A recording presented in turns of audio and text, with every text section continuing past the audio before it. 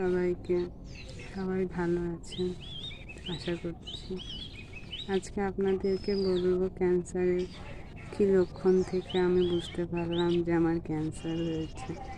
2025 সালে মার্চের দিকে থেকে আমার প্রচণ্ড জ্বর শুরু হয়। জ্বরের 2-3 দিন পর থেকে আবার মেন্সও শুরু হয়। প্রথমে ঠিকঠাকই হচ্ছিল, তারপরে অতিরিক্ত পরিমাণে মেন্স হচ্ছিল, আর জ্বরটাও তার সাথে কমছিল না। এখানকার আমাদের শান্তিপুরে বাড়ি, শান্তিপুরে ডাক্তারকে দেখানো হয়, সে জ্বরের ওষুধ দেয়। তার যা জ্বরের ওষুধ খেয়ে আমার জ্বর কমতো, আবার জ্বর ওই ওষুধের অ্যাকশান চলে গেলে জ্বরটা আবার আসতো, মেন্সটাও কমতো না। এইভাবে শরীরে রক্ত কমতে কমতে সারা গায়ে দাগ দাগ হয়ে গেছিলো, লাল লাল। তো ডাক্তারকে দেখানোর পরে ডাক্তার বলে এটা নর্মাল, এতে কোনো অসুবিধা হবে না।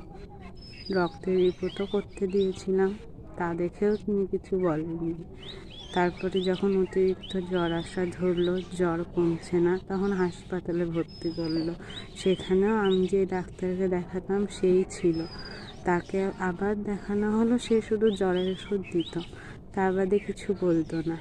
তার পরের দিন অন্য একটা ডাক্তার এসেছিল, তাকে যখন দেখানো হলো যে আমার গায়ে এরকম লাল লাল দাগ হয়ে যাচ্ছে সারা গায়ে, জ্বর কমছে না, মেন্স কমছে না, তখন সে রক্ত পরীক্ষা করতে দেয়। আবার রক্ত পরীক্ষা করার পরে সে রিপোর্টটা নিয়ে বলে হয়তো আমার ব্লাড ক্যান্সার হয়েছে বা ক্যান্সার হয়েছে বা হিমোফিলিয়া জাতীয় কোনো রোগ হয়েছে।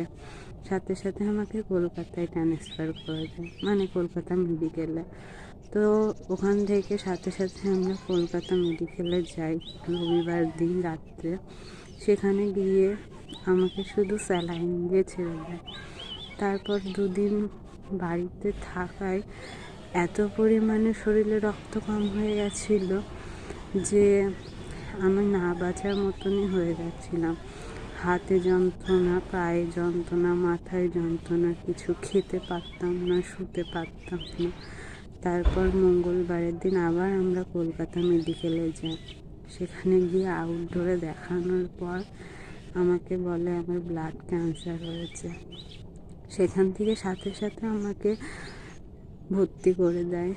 এবার ডাক্তার বলেও দেয় যে আমাকে ওখানে 7-8 মাস মতো থেকে কেমো নিতে হবে।